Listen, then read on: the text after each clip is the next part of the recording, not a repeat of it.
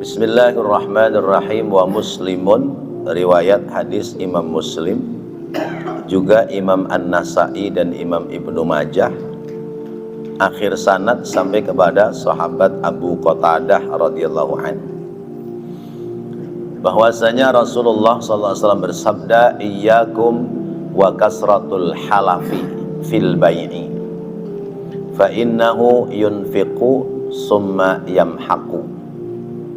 Iyyakum, jauhi olehmu, wa kasratul halafi, banyak-banyak bersumpah, fil bai'i, di dalam jual beli, dalam berdagang.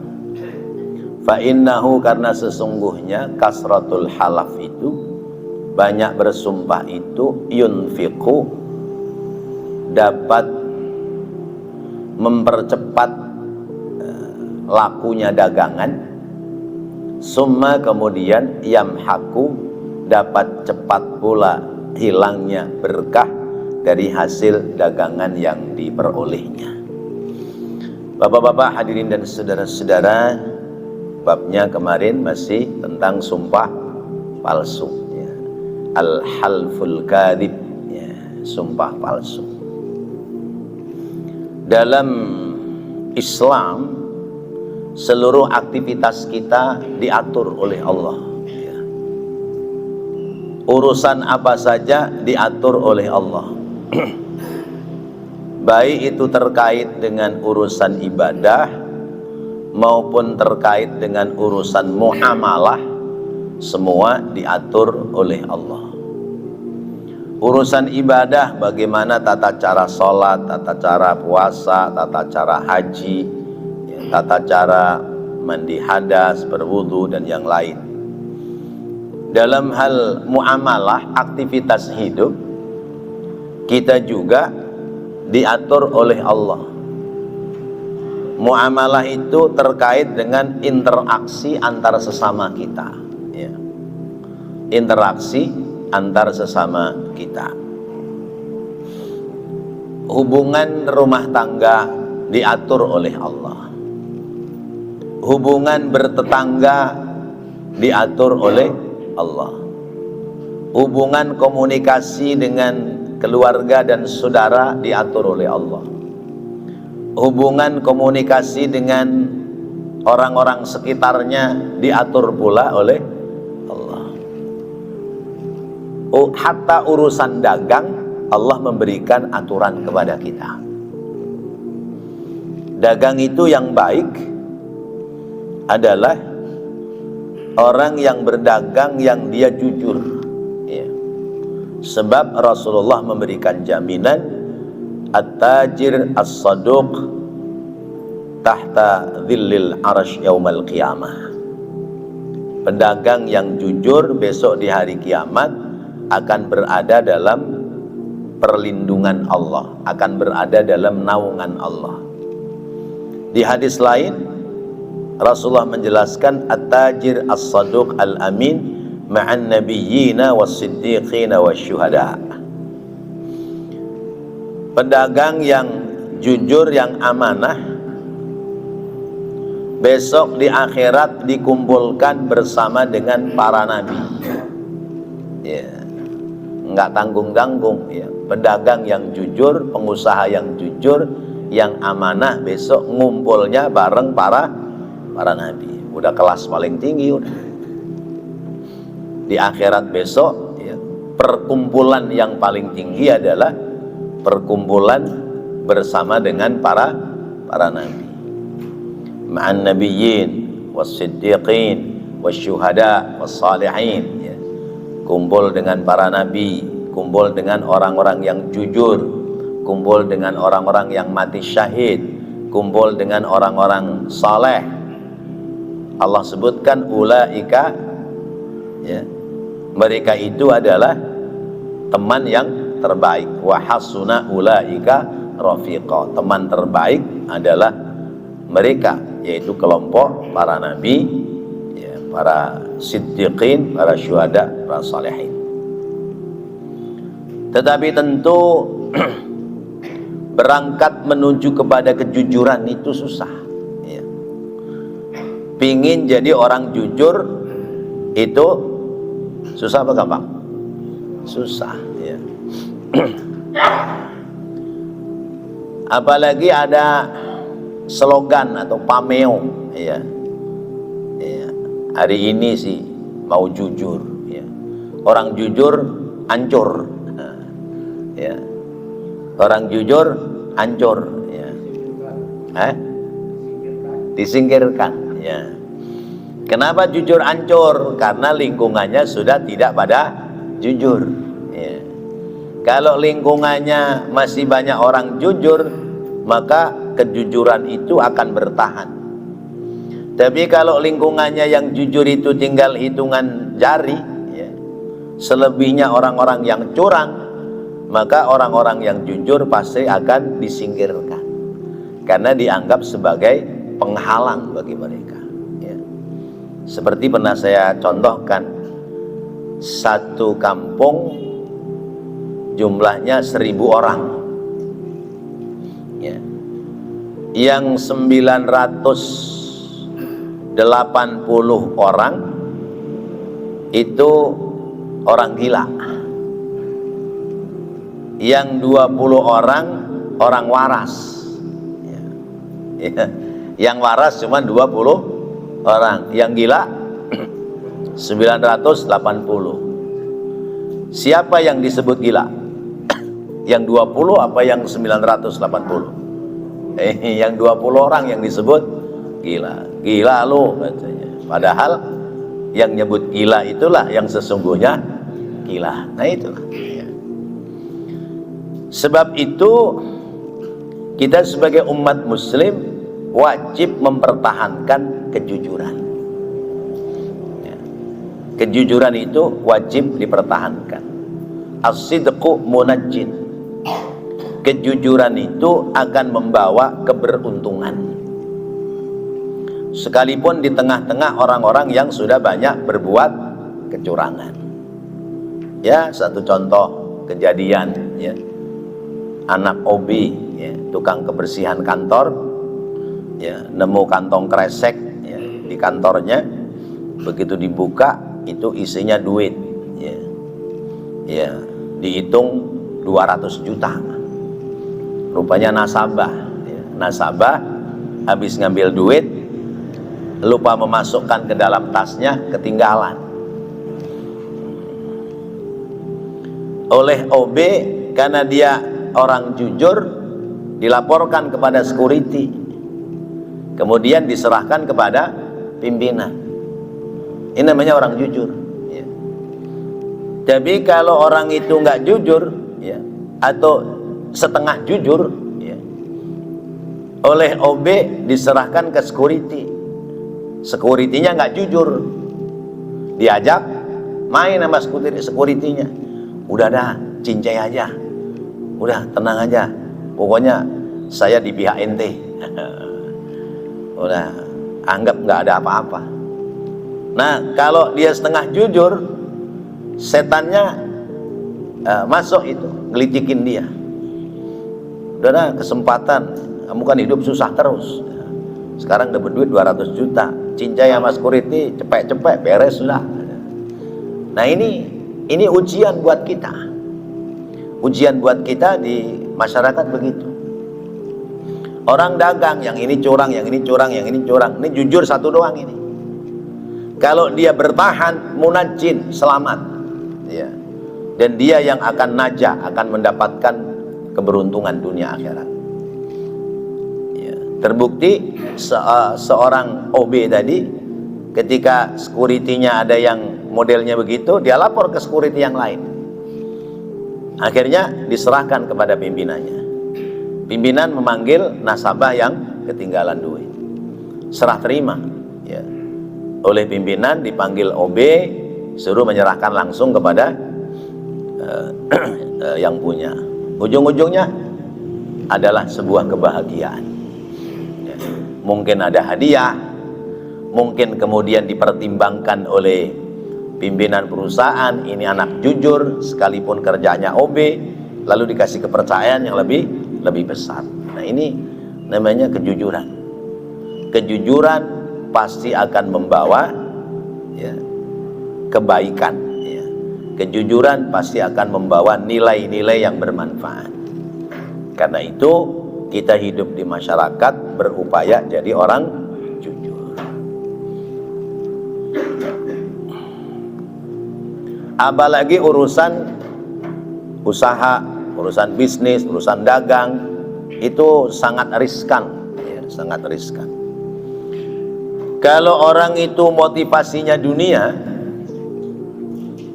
namanya orang dagang itu prinsip ekonomi apa? Mengeluarkan modal yang sedikit, memperoleh untung yang banyak. Nah, itu prinsip ekonomi. Dengan modal yang kecil tapi mendapatkan untung yang besar. Bagaimana kayak caranya? Nah, dia lika-liku membuat kecurangan ya. Nah, ketika dia memperoleh keuntungan, mungkin ngucap alhamdulillah ya, sambil ngomong, ini kan pinter-pinternya saya dalam ngecak ya, dagangan, sehingga ya, dengan modal yang kecil mendapati keuntungan yang besar. Padahal ini namanya merekayasa ya, merekayasa. Nah, apalagi kemudian orang banyak bersumpah ya. Dagang, ketika jualan supaya laku sumpah, demi Allah nih kalau nggak percaya, ini kan kita dagang kan sama tuh, cari dah tempat lain ya, kalau ada yang dagangannya lebih cakep dari saya. Nggak ada, sumpah demi Allah nggak ada. Udah nggak usah ke sono-sono, malah capek. Nah, kan begitu tuh kadang-kadang.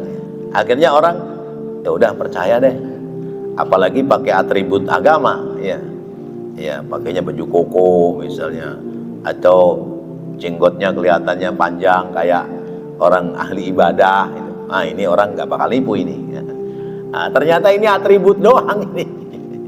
Atribut doang buat mengkelabui orang lain. Nah, itu namanya kasratul halaf ya.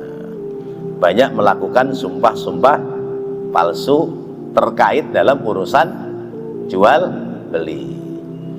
Tapi kalau kaitannya sumpah palsu dalam kehidupan, banyak ya. Banyak ya. Ya. Misalnya sidang di pengadilan ya, padahal sudah tahu bahwa orang itu melakukan kesalahan, tapi karena orang itu uangnya banyak, dia bela ya. Dalam sidang kita dihadirkan sebagai saksi ya. Kita tahu yang sesungguhnya orang ini salah, tapi ya orang ini duitnya banyak. Sebelum dihadirkan menjadi saksi, kita udah dikasih duit ya. Nah, sebagai orang yang tawadu, tahu warna duit ya. Bukan tawadu rendah hati bukan ya.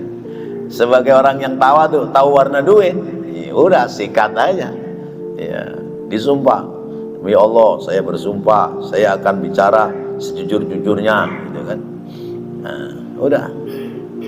Akhirnya dia mengatakan, Bapak, apa yang dituduhkan itu tidak benar, gini. Nah, udah selesai, tanda tangan, tambahin lagi. Nah, itu ada yang begitu banyak. Ini saya ingat cerita, saya punya saudara ya, naik sepeda motor ya. Mobil ini nyalip belok kanan, putar balik tanpa ngesen. Otomatis saudara saya kan kaget, nggak bisa ngerem, nabrak jatuh. Orang-orang pada menyalahkan yang naik mobil ya, yang naik mobil keluar bawa duit gepokan, orang-orang di situ dibagi. Nggak lama polisi datang ya. Orang yang tadinya menyalahkan bagaimana? Masih tetap menyalahkan apa berbalik? Balik ya.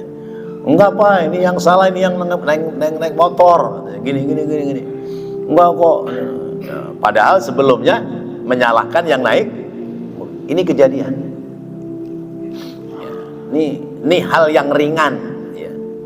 Apalagi urusan ya, korupsi yang duitnya triliunan, ya.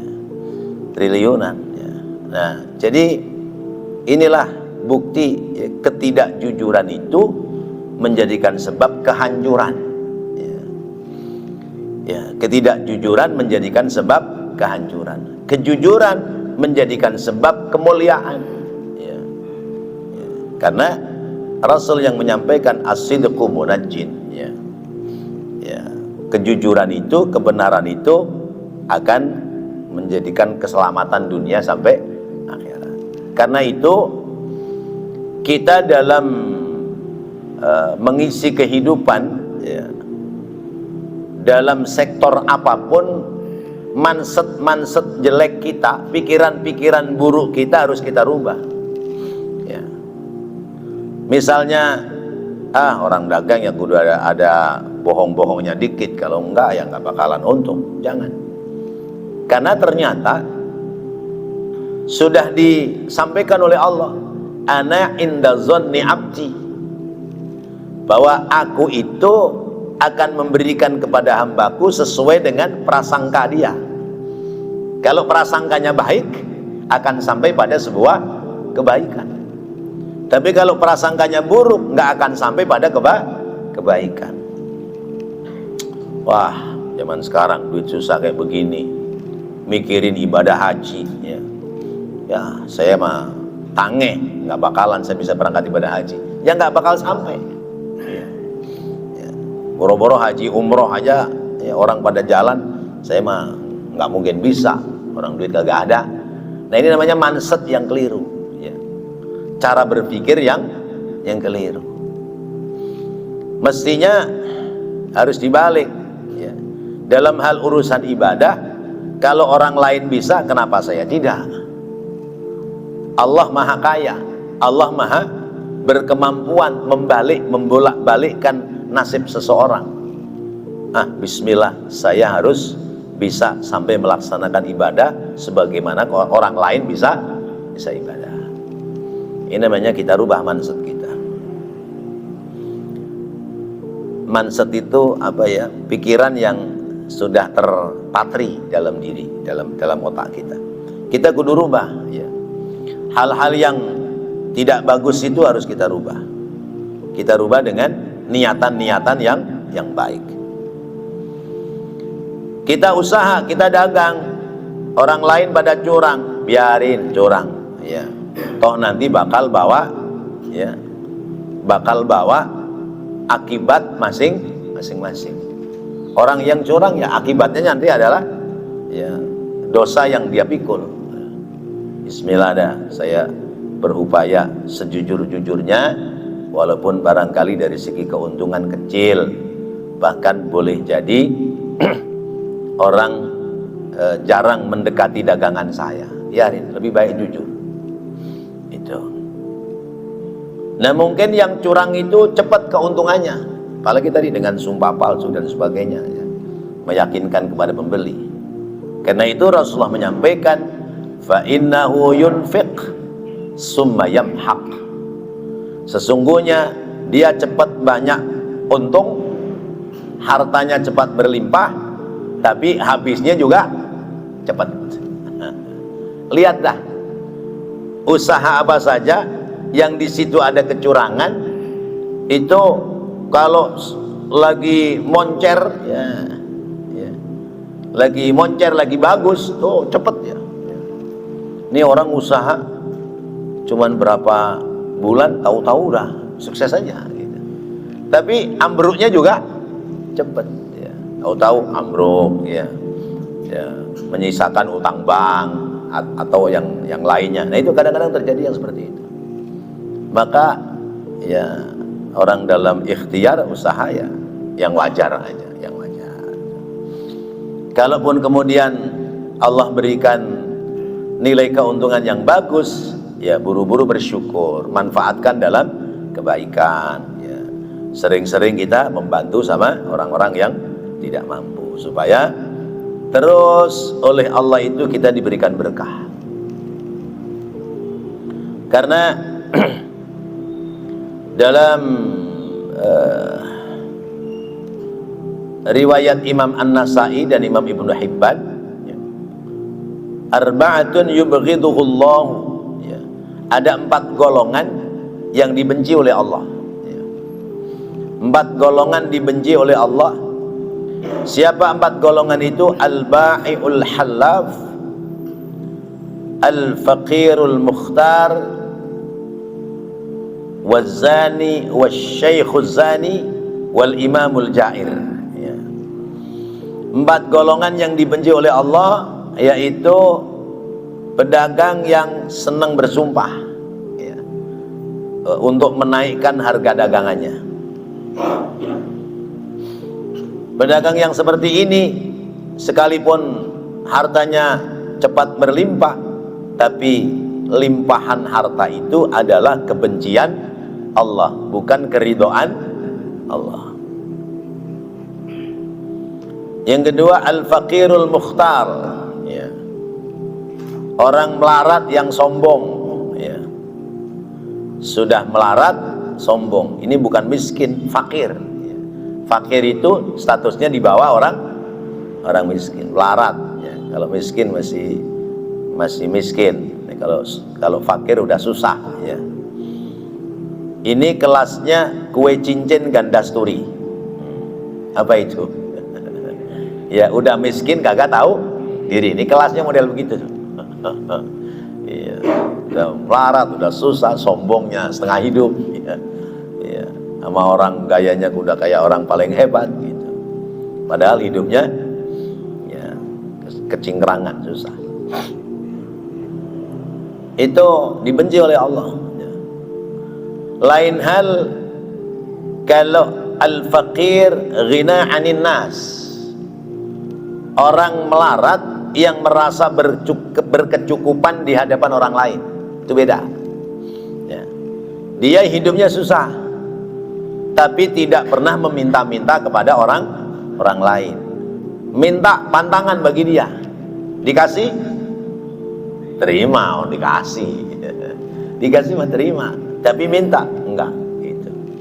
Bahkan sengaja menutupi kekurangannya di hadapan orang lain. Kemudian yang keempat, syaikhuz zani, ya. Sudah tua tapi masih senang berbuat zina. Orang udah tua tapi senengannya, ya, ke klub-klub malam, ke apa namanya itu, mucikari gitu, ya. Ya, itu dibenci oleh Allah. Kemudian al-imamul ja'ir, ya, pemimpin yang melakukan kebohongan, pemimpin yang tidak adil, ya. Pemimpin yang tidak adil itu masuk golongan orang yang dibenci oleh Allah Subhanahu wa taala. Mungkin masih mimpin hebat, lagi mimpin luar biasa, orang semua tunduk sama dia. Begitu turun dari jabatan pimpinan, udah dipretelin sama orang, ya. Ya, macam-macam lah, ya. Ya. Waktu mimpin kan nggak ditanyain ijazah, ya. Begitu udah nggak mimpin, ya, ditanyain ijazah, ya. Ya. Itu salah satu contoh misalnya. Kalau adil, jujur, ya, selesaikan gitu. Tapi kalau nggak ada keadilan, nggak ada kejujuran, ya terus akan disembunyikan. Karena apa? Kebohongan itu akan ditutupi dengan kebohongan yang lain, ya. Orang melakukan kebohongan akan ditutupi dengan kebohongan yang lain. Ketika kebohongannya itu hampir terbuka, maka mencoba mencari kebohongan lain untuk menutupi, ya. Ya, seperti yang pernah saya ceritakan, ya. Ini, ya, orang RT, staf RT lah katakan, ya, diundang sama Pak Lurah, ya. RT ini dapat juara, ya, kasih hadiah 1 juta dari Pak Lurah, ya. Biasa kalau orang kelurahan ngasih amplop itu, amplopnya coklat, ya. Biasanya gitu, ya. Ya. Nah, begitu diserahkan ke Pak RT, ternyata amplopnya sudah ganti putih. Ya. Lurah nggak ngomong sama RT. Nah, begitu dibuka sama RT isinya 800. Padahal hadiahnya 1 juta. Yang 200 kemana ini? Nah, RT curiga. RT telepon lurah, "Rah, nih kiriman duit 800. Enggak, 1 juta katanya. Lah ini cuma 800. Amplopnya warna apa? Putih. Lah, dari saya warnanya coklat. Kagak beres nih. Nah, dipanggil tuh kurirnya. Kurir, bagaimana ini? Kata Pak Lurah 1 juta. Kok ini isinya 800? Kan gitu kan. Anu. Ini Pak, tadi ya, kepake sama saya gitu. Buat apaan? Tadi di jalanan motornya banyak gembes, pecah gitu. Mau saya tambelin, ya nggak ada, itu nggak bisa. Jadi harus ganti baru. Ya udah. Nah itu kan berarti satu kebohongan ditutupi dengan kebohongan yang lain. Begitu dilihat ban motornya nggak ada bekas-bekas dibuka ganti ban, bohong lagi. Tadi yang saya pakai bukan motor ini. Nah, itulah satu kebohongan akan ditutupi dengan kebohongan yang lain. Karena itu ya upayakan oleh kita hidup itu menjaga kejujuran. Karena orang berbuat bohong itu berarti menyimpan sesuatu yang berbau, menyimpan bangkai lah ya. Kebohongan itu menyimpan bangkai. Menyimpan bangkai, ada peribahasa, sepandai-pandai orang menyimpan bangkai, akhirnya akan tercium juga. Akan tercium juga. Mungkin waktu yang dekat, mungkin waktu yang lama, itu akan tercium. Nah, bapak-bapak dan saudara-saudara, jadi Rasulullah yang sudah menyampaikan, siapa yang banyak melakukan sumpah dalam jual beli, memang dia cepat banyak dapat keuntungan ya. Tetapi dibalik cepatnya dapat keuntungan, dia juga pasti cepat bakal ambruk, ya. Itu sudah banyak ya, sudah banyak nampak dalam kehidupan kita. Kadang hartanya yang dikumpulkan itu tidak menjadi berkah, hilang. Dengan cara apa? Ditipu orang, dibohongi orang, atau hilang ya, atau apalah segala macam.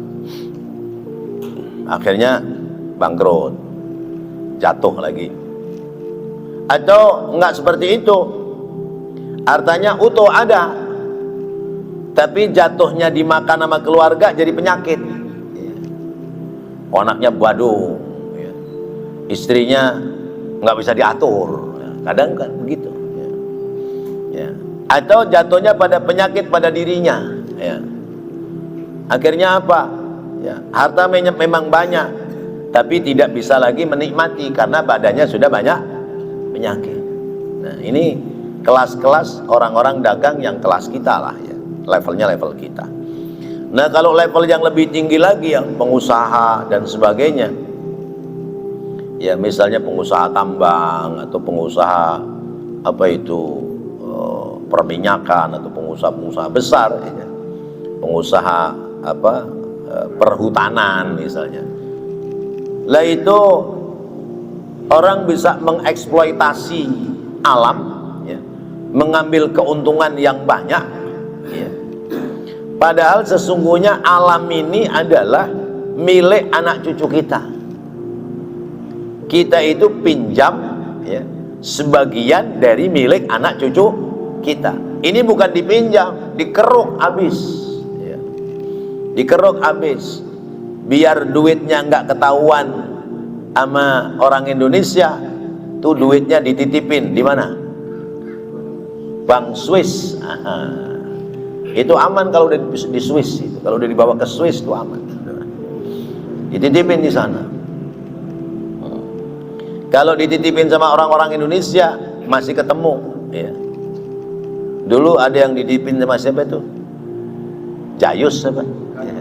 ya, Gayus apa Jayus dulu ya, ketemu ya, ya, bos pajak ya, duitnya biar nggak kelihatan, titipin nama stafnya bawahannya, suruh simpen, ketahuan ya, akhirnya kebongkar semua. Sekarang enggak, dikumpulin ya, diikat bawa ke Swiss ya, kumpulin lagi diikat bawa ke Swiss gitu. Nah, dia nggak berpikir masa depan anak cucunya, hanya syahwat nafsu duniawinya ya, yang akhirnya harta itu akan ditinggalkan oleh dia, diwarisi oleh anak keturunannya. Ya kalau anak keturunannya orang baik-baik, kalau nggak baik ujung-ujungnya hancur berantakan. Sementara itu adalah kekayaan milik anak cucu kita. Ini namanya orang sudah super dolim ya, ya. Kelewat berbuat dolim. Wah itu mau udah kelas ya, bukan kelas kita dah ya. Kelas kita ya dagang kecil-kecilan ya, ya usaha tuh, sesuai dengan kemampuan kita. Maka kalau kita ingin berkah ya, dalam hal usaha khususnya itu kita upayakan mengedepankan kejujuran. Memang untungnya nggak banyak, hasilnya tidak seperti teman-teman yang lain, tapi manfaatnya, berkahnya lebih nampak dalam kehidupan kita. Kan banyak orang yang kelihatannya usahanya tapi berkah ya. Anak-anaknya pada bisa sekolah, pada bisa kuliah ya, pada jadi orang-orang baik. Nah itu kan diantaranya adalah nampak keberkahan dari hasil usaha yang dilakukan dengan cara-cara yang jujur, yang amanah. Di samping itu bahwa besok di akhirat orang-orang yang jujur, amanah dalam ikhtiar usahanya ya, akan mendapatkan pertolongan Allah Subhanahu wa ta'ala. Karena ada 7 orang yang akan mendapatkan perlindungan Allah, itu diantaranya adalah ya, orang-orang yang jujur. Wa Tabrani hadis riwayat Imam Tabrani, ya ma'syarat tujar iyyakum wal kadhib ya. Wahai para pedagang, jauhi olehmu melakukan kebohongan. Ya ma'syarat tujar ya, iyyakum wal kadhib. Wahai para pengusaha, para pedagang, jauhi olehmu melakukan kebohongan.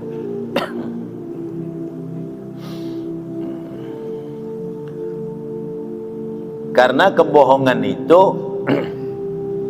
tidak akan memperoleh keberkahan dalam hidup. Jadi ini di sarahnya,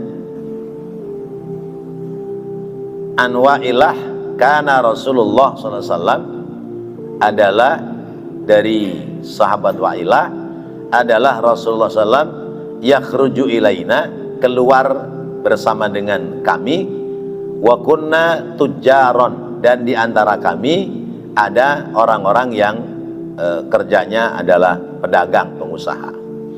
Wa kana yaqulu, dan Nabi bersabda, ya ma'syarat tujar iyyakumal kadhib. Kalian wahai para pedagang, jauhi olehmu kebohongan. Jadi berbohong itu yang melarang adalah Rasulullah SAW. Wa Ibnu Hibbanin, hadis riwayat Imam Ibnu Hibban, an Abi Sa'idin, dari sahabat Abu Sa'id Al-Khudri, qala, dia berkata, marra a'rabiyun bisyatin ya, melewati kita A'rabi itu orang Arab kampung ya. Orang kampung disebutnya A'rabi ya. Ya, orang Badui atau orang Arab kampung lah. Ada orang Arab kampung menuntun kambing ya, menuntun seekor kambing. Fakultu, lalu aku berkata, aku bertanya ya, tabi'uha bisalasati darahima. Fulan, mau nggak ya kamu menjual kambingmu kepada saya dengan harga 3 dirham. Mas, itu kambingnya mau dibawa kemana? Mau saya jual. Ya udah, saya yang beli dah. Ya. Boleh nggak saya beli 3 dirham? Ya. Faqala, lalu orang itu berkata, la wallahi. Ya. Tidak, demi Allah, saya nggak mau jual. Apalagi seharga 3 dirham. Ya. Demi Allah, saya tidak mau jual. Summa ba'aha, tapi kemudian dia menjualnya dengan harga segitu. Fadzakartu, lalu aku menceritakan li Rasulillah, kepada Rasulullah sallallahu alaihi wasallam. Faqala, lalu Rasulullah bersabda, ba'a akhiratahu bidunyahu. Orang itu telah menjual harga akhirat dengan harga dunia. Jadi orang Arab, ya orang kampung lah, ya orang kampung. Misalnya orang kita, ya. So, kalau mau lebaran tuh bulan puasa, orang-orang kampung pada bawa ayam ke kota, ya. Dijual sama orang-orang kota. Ya. Pak, ini ayam jago berapa? Saya bayar ya 200. Demi Allah saya nggak jual kalau segitu. Ya. Tadi aja sudah ada yang nawar segitu. Gitu. Nah, karena udah siang nggak laku-laku, ya. Sementara kita masih di situ, kita dipanggil, Pak, ini dah, biarin dah 200 sama Bapak. Gitu. Ya. Ini kan kadang terjadi. Ini hal yang lumrah kadang terjadi. Gitu. Udah Pak, biarin dah. Udah siang 200 daripada gua bawa pulang. Gitu. Nah, yang seperti itu dia menjual, ya, keberkahan perdagangannya, ya, dengan keuntungan dunia. Keberkahan dalam dagangannya dijual hanya untuk memperoleh keuntungan dunia. Ini kadang-kadang terjadi. Lah terus kalau umpamanya dia nggak pakai sumpah gimana? Pagi-pagi misalnya kan, biasanya itu kalau udah orang kita sebenarnya pasar kembang, ya. Ya besok udah mau lebaran kan tuh. Tukang ayam kan berjejer tuh di pasar tuh. Wah, ini jago gede ini. Pak, boleh gak nih 200? Enggak, 300. Enggak kurang dah, 300 gitu. Nah, sampai siang nggak laku-laku. Ya, kata yang dagang, Pak, 2,5 mau nggak? 2,5 biarin dah gitu. Nah, kalau begitu itu nggak ada sumpah, ya. Itu adalah terkait dengan tawar menawar boleh. Tapi kalau misalnya orang itu ngomongnya 200, modalnya aja belum sampai segitu, padahal modalnya nggak sampai segitu, berarti dia sudah melakukan kebohongan, dia sudah bohong, sudah dusta. Nah, kebohongan, kedustaan berarti dia telah melakukan penipuan.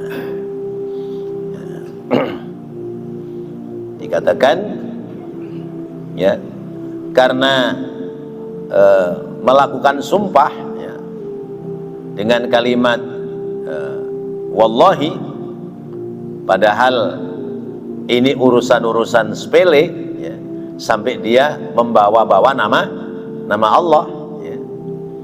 Nah, maka orang ini berarti sudah menjual pahala akhirat dengan keuntungan dunia. Karena dagang itu kan cari rizki itu adalah bagian dari ibadah, ya. Orang cari rizki, ya, ibadah, ya. Jadi kerja itu bagian dari ibadah. Kalau niatnya benar, cara-caranya benar. Orang cari rizki itu kan ada yang mulia, ada yang hina, ya. Ada yang mulia, ada yang tercela, ada yang hina, ada yang celaka, ya. Itu orang cari rezeki, ya. Ya. Barangnya banyak lagi, titipnya sama orang, di bawahnya misalnya 2, bilangnya sama orang tua barang tinggal 2 lagi, ambil hasilnya sekian. Kalau udah dibeli orang, diambil lagi. Itu namanya kadhib, dusta, bohong dia. Ya, dosa. barang satu kontainer, ya, dia keluarin 2. Dia keluarin 2. Wah, barang bagus nih. Iya, ini tinggal segini doang nih. Iya, udah saya jual sekian dah gitu. Orang kan akhirnya nafsu kan. Dia beli deh tuh. Padahal harganya di atas rata-rata. Dah dibeli. Dah dibawa. Siangan dikit nongol lagi dia bawa barang yang sama. Kata yang beli, sialan, gua dibegoin sama dia kan. Itu, nah, sialannya kalimat yang diucapkan oleh pembeli itu sebab kebohongan dari yang jual. Itu berarti dia telah melakukan kebohongan. Lalu bagaimana?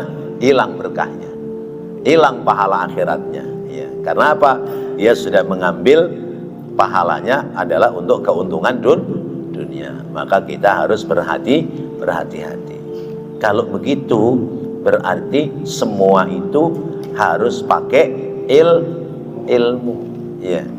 Ilmu dagang boleh, tapi ilmu dagang tentang boleh dan tidak bolehnya secara hukum agama harus kita punyai. Kalau kita punya, selamat. Kalau kita nggak punya, udah, ya emang untungnya banyak. Ya, besok bawa barang lain lagi, begitu lagi caranya. 2 piece dikeluarin, ya bilangnya barang terakhir, ya. Begitu udah laku, ambil lagi. Itu berarti dia masuk pada kategori orang yang menipu. Dia berarti telah menjual, ya, dagangannya untuk mendapatkan pahala akhirat dibayar dengan keuntungan dunia. Demikian, ya. Waktu ya. Wallahu a'lam bissawab. Jadi orang usaha itu, orang cari rezeki itu tadi ada berapa? Mulia, ya, tercela, hina, celaka. Ya. Mulia, niatnya baik, usahanya bener, mulia. Tercela, usahanya bener, tapi nggak ada niat yang baik. Ya, ya. Hina, ya, niatnya, usahanya bener, niatnya untuk perlombaan dunia kepada orang lain, ya, itu menjadi tercela, hina, ya. Celaka, niatnya udah nggak baik, cara memperolehnya dengan cara-cara yang tidak baik, itu celaka. Ya, baik, mudah-mudahan apa yang kita bahas, kita pelajari menjadi ilmu yang bermanfaat.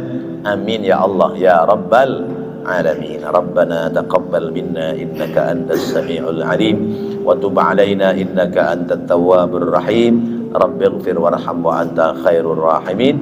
Wa sallallahu ala sayyidina Muhammadin wa ala alihi wa sahbihi wa sallam. Walhamdulillahi rabbil alamin. Wassalamu alaikum warahmatullahi wabarakatuh.